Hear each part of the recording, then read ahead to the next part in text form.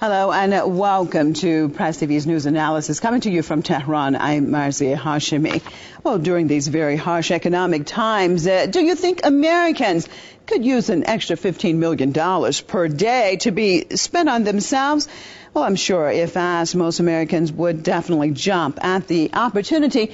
However, Americans have never been asked if they support giving $15 million a day to Israel, which is what they do every day. In this news analysis, we will be taking a look at the complicated and costly relationship between the United States and Israel. In the United States, our support for Israel is bipartisan, and that is how it should stay. U.S. President Barack Obama calling the U.S.-Israel relations unshakable at the pro-Israeli lobby known as AIPAC. But Israel is not that much loved by American officials as it seems to be. Many Americans have come to believe that the Israeli regime is becoming a burden for the U.S. At the recent G20 meeting in France, microphones which were accidentally left on picked up a private conversation between the French and U.S. presidents about the Israeli Prime Minister Benjamin Netanyahu. The French President Nicolas Sarkozy called Benjamin Netanyahu a liar who he could not stand, and Obama agreeing. Obama complained that he had to deal with Netanyahu every day. Some in the U.S. even describe Israel as an enemy of America. This comes as no surprise, considering Israel's hostile acts against the U.S. American authorities have caught several people red-handed spying for Israel. In February, a former U.S. congressman revealed that he had been told by the FBI about uncovering a plot to murder him. James Abourezk quoted the FBI agent as further telling him that the man who intended to murder him had gone back to Israel. Abourezk also complained that the plot received, quote, perplexingly little coverage in the U.S. media. In Israel, there are also those who criticize Tel Aviv for the troubles it creates for Washington. Meir Dagan, ex-chief of Israel's intelligence apparatus, Mossad, in 2010 described Tel Aviv less of an asset for the U.S. and a burden on it. As for Israel's current schemes, many believe that Tel Aviv is bent on dragging what they see as a reluctant, war-weary U.S. into another war, this time against Iran. The U.S. gives Israel billions of dollars in military aid out of the taxpayers' pockets each year. The U.S. has waged bloody wars in the region for the sake of Israel's security. Washington has turned into a pariah in the Muslim world merely over its all-out support for the Israeli regime, which many call a cross for the U.S. to bear.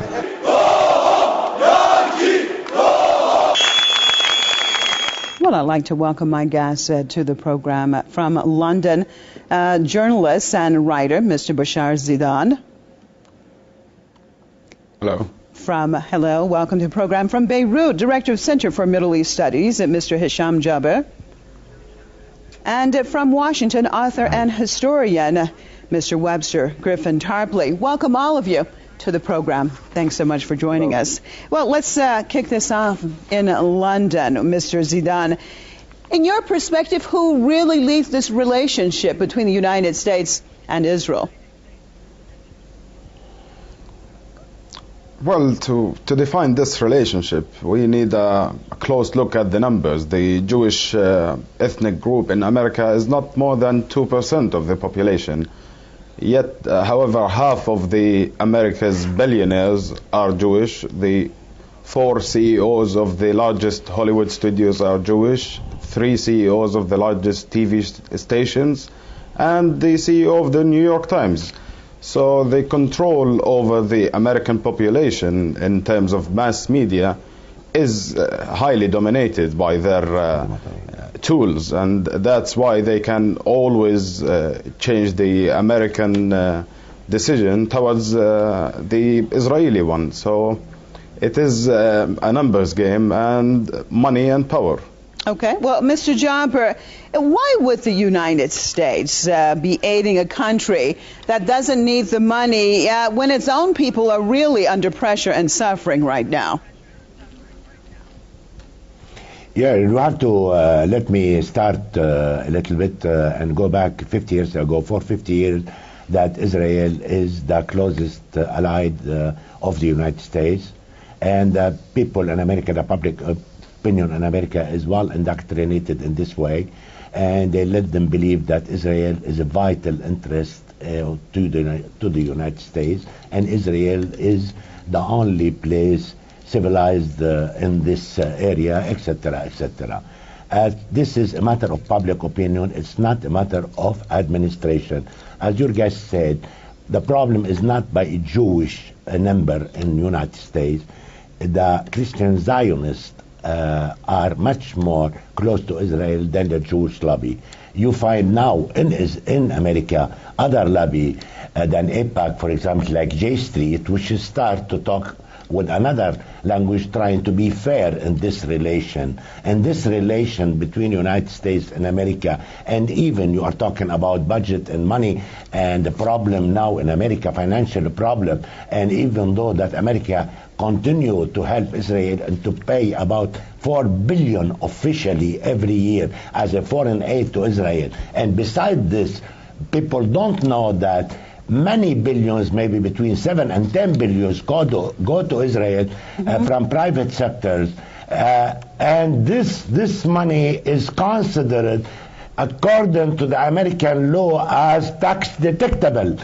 And who pay this money? Not necessarily Jewish wealthy people, but many Americans try to pay this money to run away from taxes and to gain the support of the Zionists and the AIPAC and the Christian Zionists in America. That's clear. For 50 years and more, United States, Israel became, heavy to the United States. Now they start to talk about a state of Israel, which considered for American people as we said, as a platform to the United States overseas, even though it's another state overseas, like Hawaii, for example, would think it different, that Hawaii pay taxes to the federal government. All right, well, let me turn to Washington, Mr. Jabber. Let me turn to Washington and get Mr. Tarpley in on this. Now, when we look at the reality on the ground, we see situations such as the U.S. sanctions against Iran, that the American business sector was actually against the sanctions because of being hurt themselves. How does Washington then go against the own interests of the people of its country and then go towards something like this, or in implementing things such as the sanctions? I would say the relevant term is Wall Street imperialist circles. In other words, the power here in the United States is not located in Hollywood or in the Congress or even in the White House, but it's rather at that point where Wall Street interfaces with the State Department, the intelligence community, the Federal Reserve, and the Treasury. We have, after all, an invisible government. So I think we ought to see the invisible government as a kind of banking power, which is very much indifferent to commercial interests, exports, and things like this. And of course, they also play the game of world domination. A couple of voices from this permanent establishment that may be relevant. We had Netanyahu here in Washington a week ago, strutting with his pompous and bombastic speech. Israel has to be master of its own destiny. He's got to be able to defend Israel by himself at any time that he wants. This is fine, but then you're also free to bear the consequences alone. And I think we had a week ago Zbigniew Brzezinski, someone that I differ with very much on most things. Zbigniew Brzezinski has now joined my call for an ultimatum by Obama and by the administration to Israel, which he discussed with Fareed Zakaria on GPS, CNN, a week ago. And that is to say, there will be no war in the Middle East. The United States will not wage war. If Israel insists on waging war, they bear the consequences. They're on their own. Aid must be cut off. No complicity by the United States in such a war. Unfortunately, we have an administration here with Obama that is so weak and so feckless that he's incapable, for a combination of psychological and electoral political reasons, of making such a statement. Because what Netanyahu says can also be said from here. We have to be able to assert the paramount national interest of the United States, which is that there be no war. This would be a futile, ruinous exercise, just as we're winding down the existing wars to be dragged into another one. It should not be allowed to happen. Well, what about that, Mr. Z, then? Mr. Tarpley saying that there should be no war and that Israel should be given an ultimatum. How likely, though, is that to happen, given the current situation in American affairs? Now, of course, Mr. Tarpley talked about a weak President Obama. Is it a weak President Obama, or is it the system itself? Because prior to Obama, we saw Bush, and prior to him, we have seen basically the Israelis more or less getting their ways with Washington.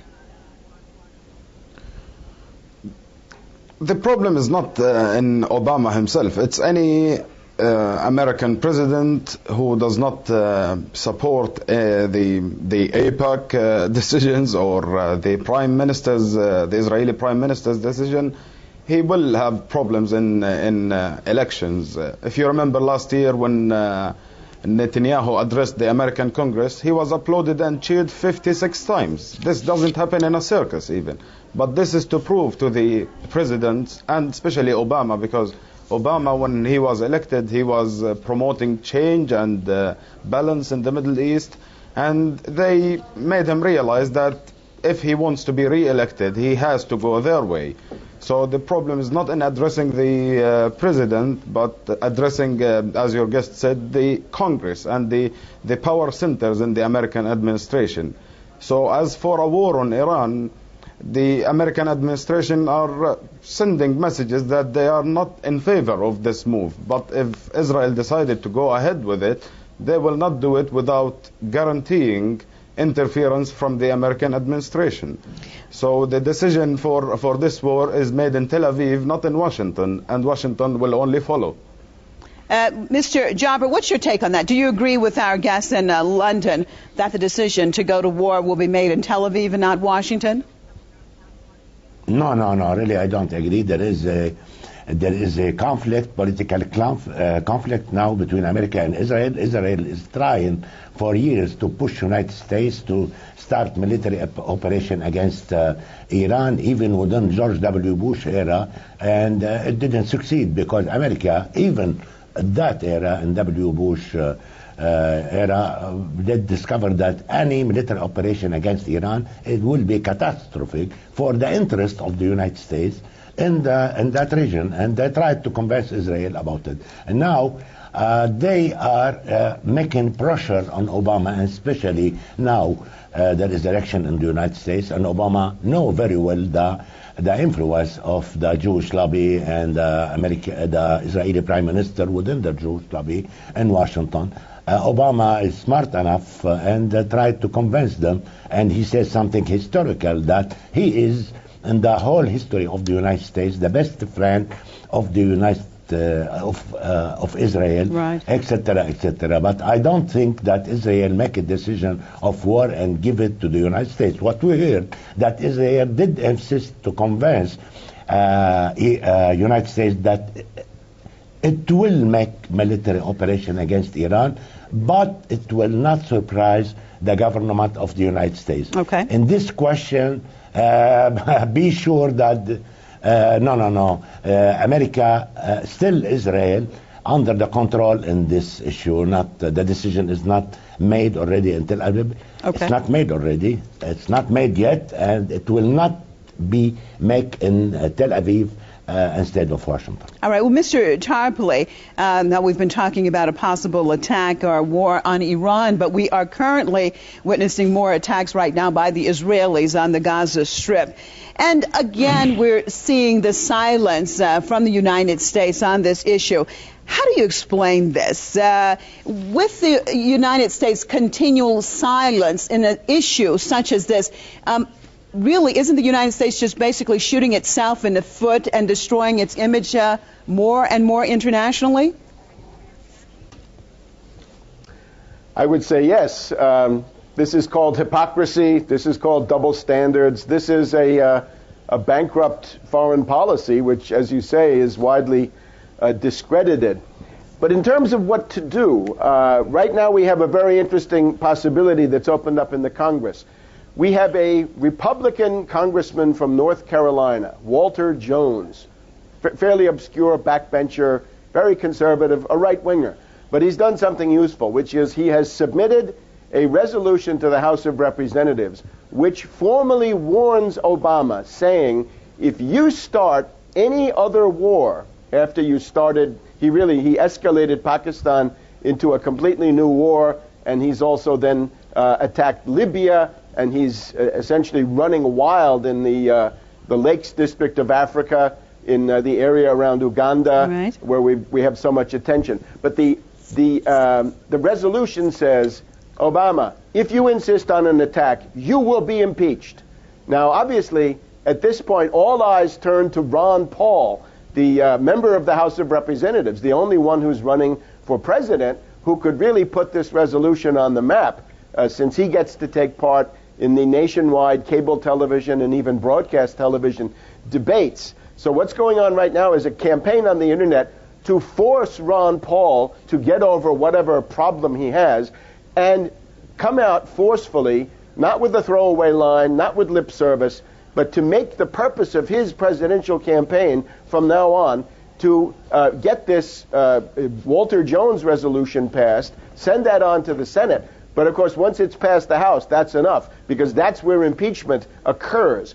Ron Paul up to now seems to be more interested in his dirty deal with Romney, whereby Ron Paul would give his delegates to Romney, and Rand Paul might become, the son of the current candidate, currently a senator, might become vice president on a Romney ticket. That's not good enough. It's time to do something, if we're serious, to ward off a catastrophic war in the Middle East. Well, let's look at that, Mr. Tarpley. I think we have voices from the establishment. Okay, let's look at that, what you're saying. How likely would something like that happen, given the political scenario that we're talking about in the United States? Do you really think that they would be able to pass such a resolution or bill and really get it implemented at this point in time?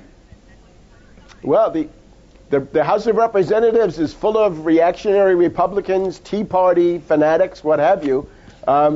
And they have all kinds of problems, but the one thing that they have is that they don't like Obama. And if Obama puts his name on a major war, I think there is going to be a backlash. So the time to go on record for that, however, is now. That's the benefit of the Walter Jones resolution. You can vote before the fighting starts. All right. Well, Mr. Zidane, let's look at the opposite possible scenario. How likely is it that what we're looking at in dealing with United States and Israeli relations is actually political game, and that, as a matter of fact, Tel Aviv is doing exactly what Washington wants it to do, but in this way, Washington's hands, the hands of the United States, is not dirtied? How do you see this as a possibility?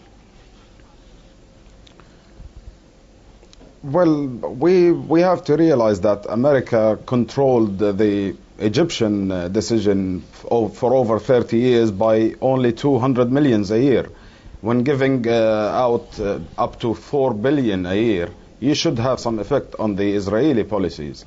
But having Israel in the Middle East as their mad dog and scaring other countries by Israel is a possible scenario. But we have to keep in mind that Israel puts its interests over the American interests in all cases.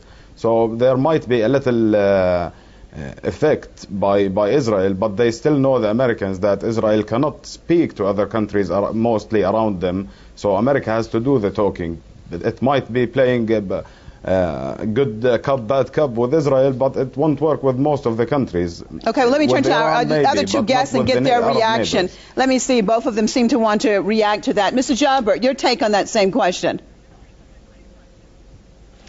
Yes, ma'am. For a long time, the American policy in the Middle East was always convenient and to the Israeli interest, to the Israeli wishes, to the Israeli desire.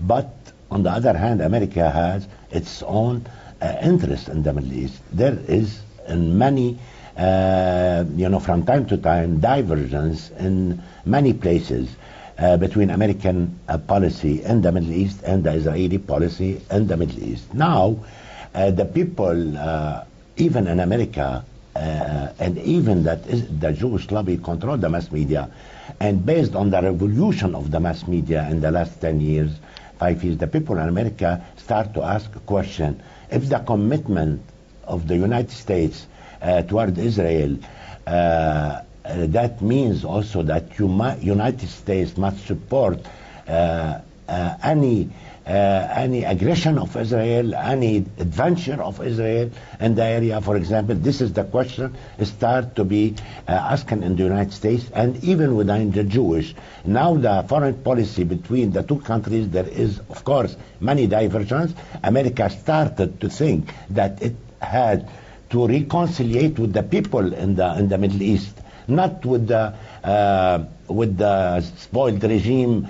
And for example, you know, the old in Tunisia and in Egypt and in Yemen and Libya, even those regimes was kicked out even by America after the time they have been expired. Now America starts to think that it has to reconcile with those people. Second, there is a divergence.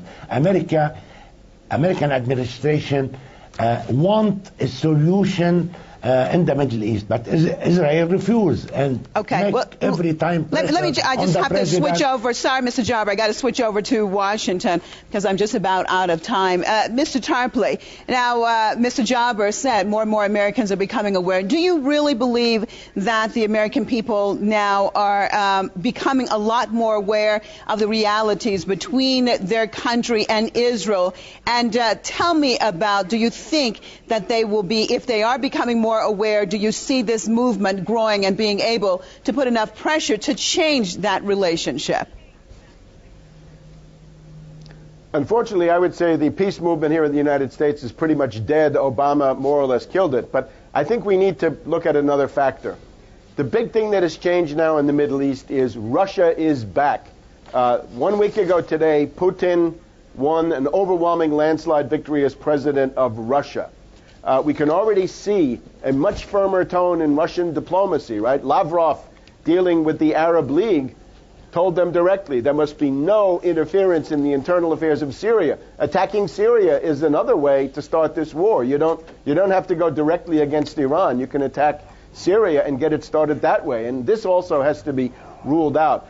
I think the time may be ripe for President-elect Putin, President Putin, to assert the new presence of Russia in the Middle East with some kind of a major initiative. The one that occurs to me is, why not call a general Middle East peace conference and invite everybody to come? And if people feel threatened, let them come. If people need to be rebuilt after wars, let them come. If people want to stop new wars, let them come.